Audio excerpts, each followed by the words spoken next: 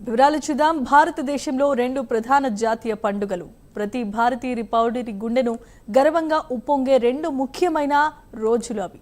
వాటిలో ఒకటి ఆగస్టు 15 అయితే రెండవది జనవరి 26. ఆగస్టు 15న మనం స్వాతంత్ర దినోత్సవాన్ని, జనవరి 26న గణతంత్ర దినోత్సవాన్ని జరుపుకుంటాం. అయితే నేటి తరం యువత ఈ రెండింటికి తేడా తెలియక రెండు పండుగలు ఒకటే అని అనుకుంటారు. జాతీయ పండుగలకు సెలవులిస్తారు, జెండా ఎగురవేస్తారు, అంతే కదా అని అనుకుంటారు. కానీ అది కాదు. ఈ రెండింటికి మధ్య చాలా తేడానే ఉంది. జెండా ఎగురవేసే పద్ధతిలో కూడా తేడా ఉంది. ఇంతకీ ఈ రెండు పండుగలకు ఉన్న తేడా ఏంటో తెలుసుకోవాలంటే వాట్స్ ది స్టోరీ?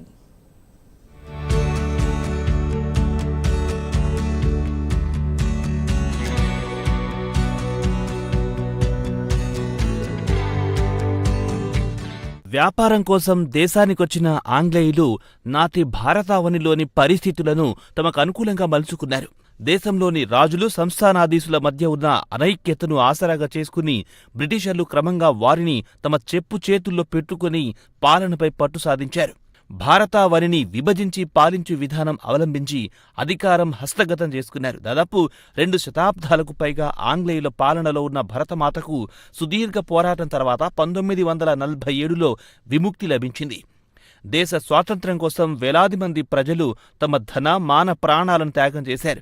3,15,00,000 మంది మహానుభావుల త్యాగానికి ప్రతీకగా 1947 ఆగస్టు 15న దేశానికి స్వాతంత్ర్యం సిద్ధించింది. నాటి నుంచి మొన్నటి ఆగస్టు వరకు దేశం 78 ఏళ్ల స్వాతంత్ర్య వేడుకలను విజయవంతంగా నిర్వహించుకుంది. అయితే 1947లో దేశానికి స్వాతంత్ర్యం వచ్చినా దేశ మనుగడకి ఓ కార్యరూపం, నియమ నిబంధనలతో ఓ నిఘంటు అవసరమయ్యాయి. ఈ నేపథ్యంలోనే దేశానికి రాజ్యాంగ అవసరాన్ని నాటి నేతలు గుర్తించారు. అందుకే స్వీయ రాజ్యాంగ రచనకు పూనుకున్నారు.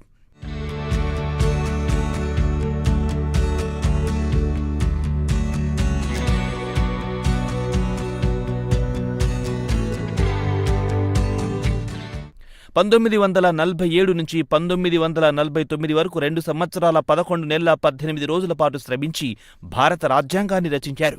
1949 నవంబర్ 26నే రాజ్యాంగాన్ని ఆమోదించినప్పటికీ వేచి చూసి అమలు చేశారు. ఆ అమలు చేసే తేదీకి ప్రాముఖ్యత ఉండాలని భావించి స్వాతంత్ర్య సంగ్రామంలో భాగంగా 1936 జనవరి 26న లాహోర్ వేదికగా సంపూర్ణ స్వరాజ్యం తీర్మానం చేసిన తేదీ రోజున అమలు చేయాలని నిర్ణయించారు. అందుకే 1949 నవంబర్ 26 నుంచి 1950 జనవరి 26కి మధ్య ఉన్న ఈ 2 నెలలు సమయం తీసుకున్నారు.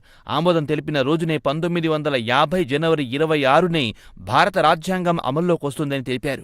ఆనాటి నుంచి ఇప్పటి వరకు జరుపుకుంటున్న ఈ జనవరి 26 వరకు భారత రాజ్యాంగం అమల్లోకొచ్చి 76 ఏళ్లవుతుంది. స్వాతంత్రం తర్వాత గణతంత్ర దేశంగా 1950 జనవరి 26న భారత్ అవతరించింది. అదే ఈనాటి రిపబ్లిక్ డే. అయితే ఇండిపెండెన్స్ డే ఎందుకు జరుపుకుంటారు అందరికీ తెలిసిందే. కానీ రిపబ్లిక్ డే ఎందుకు జరుపుకుంటారో చాలా మందికి తెలియదు. రెండు ఒకటే అనే భావనలో ఉంటోంది నేటి యువతరం. 1947 ఆగస్టు 15న దేశానికి స్వాతంత్ర్యం లభించింది. అలాగే 1950 జనవరి 26 నుంచి రాజ్యాంగం అమల్లోకొచ్చింది అనే చిన్న వాస్తవికతను కూడా గుర్తుంచుకోలేని పరిస్థితులు కనిపిస్తున్నాయి.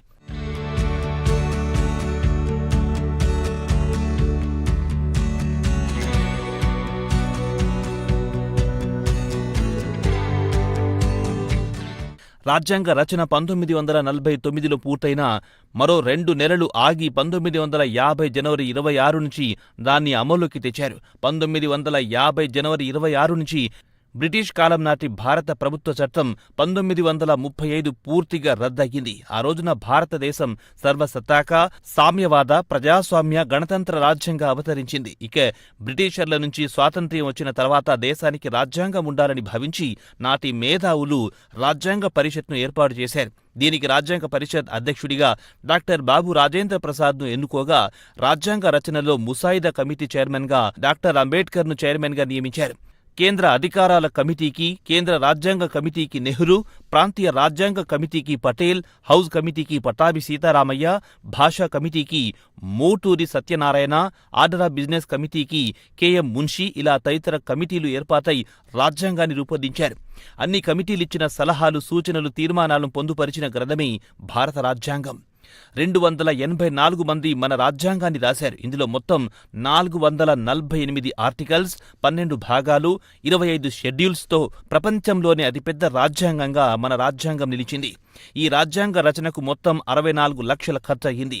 భారత పౌరులందరినీ ఒక ప్రజాస్వామ్య వ్యవస్థలో నడిపించడానికి, స్వాతంత్ర్య పోరాట ఆశయాల నెరవేర్చడానికి రాజ్యాంగ పరిషత్ను ఏర్పాటు చేసి ప్రపంచంలోనే అతిపెద్ద ప్రజాస్వామ్య రాజ్యాంగాన్ని రూపొందించారు. ఈ రాజ్యాంగమే 1949 నవంబర్ 26న ఆమోదం పొందింది. 1950 జనవరి 26న అమల్లోకొచ్చింది.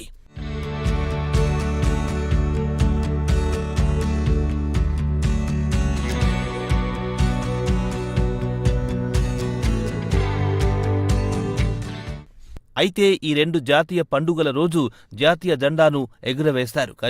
కానీ 2 సందర్భాల్లో జెండాను ఎగరవేసే పద్ధతులు భిన్నంగా ఉంటాయి. స్వాతంత్ర్య దినోత్సవం నాడు జెండాను ముందుగా కింది నుంచి తాడులాగి పైకి లేపి ఆ తర్వాత విప్పి ఎగురవేస్తారు. దీనినే ధ్వజారోహణం అంటారు. ఇదిలా ఎందుకు చేస్తారంటే, మనకి స్వాతంత్ర్యం వచ్చినప్పుడు బ్రిటిష్ జెండా కిందకు దించుతుంటే మన జెండా పైకి కదుపుతూ ఎగరవేశారు. అందుకే ఇప్పటికీ అదే విధానంలో జెండాను కింది నుంచి తాడుతో పైకి లాగిన తర్వాత ఎగురవేస్తారు. కానీ జనవరి 26న అలా కాదు. రిపబ్లిక్ డే సందర్భంగా ఎగరవేసే జెండా ముందుగానే పైన కట్టి ఉంటుంది. దానిని తాడుతో లాగి ఆవిష్కరిస్తారంతే. అలాగే రిపబ్లిక్ డే రోజు రాజ్పథ్లో ఎగరవేస్తారు. అదే స్వాతంత్ర్య దినోత్సవం రోజున ఎర్రకోటపై జెండా ఎగురవేస్తారు.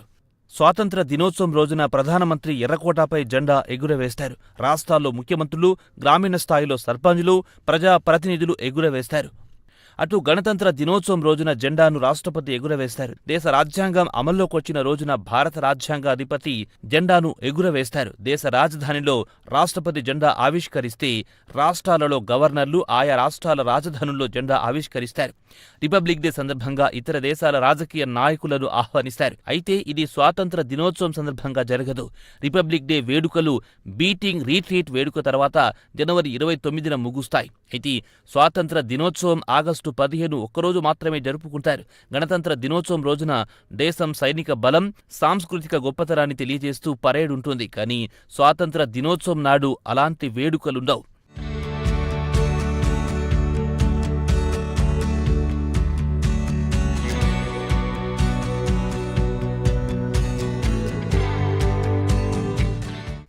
ఈనాటి యువతరానికి ఎక్కువగా ఇండిపెండెన్స్ డే, రిపబ్లిక్ డేకు వ్యత్యాసం తెలియడం లేదు.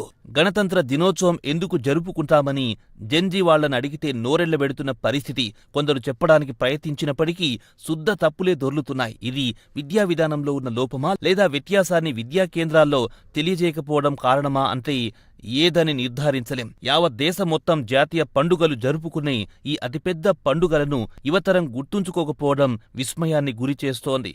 ఏ దేశమేగినా, ఎందుకాలేడినా, ఏ పీఠమెక్కినా, ఎవ్వరేమనినా పొగడరా నీ తల్లి భూమి భారతిని, నిలుపరా నీ జాతి నిండు గౌరవమునన్నారు కవి రాయప్రోలు సుబ్బారావు. మరి నేటి యువత ఈ వ్యాఖ్యలను ఎంతవరకు గుర్తించుకుంటోంది అనేది ఆలోచించాల్సిన అవసరం ఉంది. కనీసం రిపబ్లిక్ డేకి, ఇండిపెండెన్స్ డేకి జాతీయ జెండాకు సెల్యూట్ చేయలేని నిస్సహాయ స్థితిలో నేటి యువత ఉంటోంది.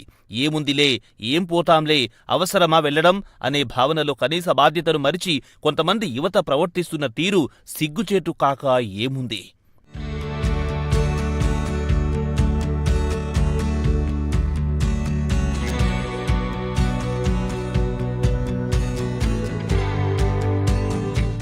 త్రివర్ణ పతాకం మన సార్వభౌమత్వానికి, ఐక్యతకు ప్రతీక. పతాకానికి సంబంధించి ఈ తేడాలు ప్రతి భారతీయ పౌరుడికి తెలియడం ఎంతో ముఖ్యం. ముఖ్యంగా విద్యార్థులకు జాతీయ పండుగల స్ఫూర్తి తెలియజేయాల్సి ఉంటుంది.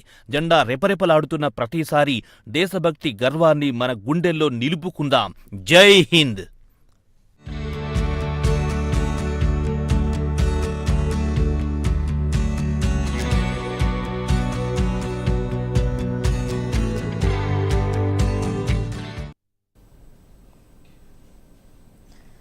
మీడియా చిట్ చాట్లో మంత్రి పొంగులేటి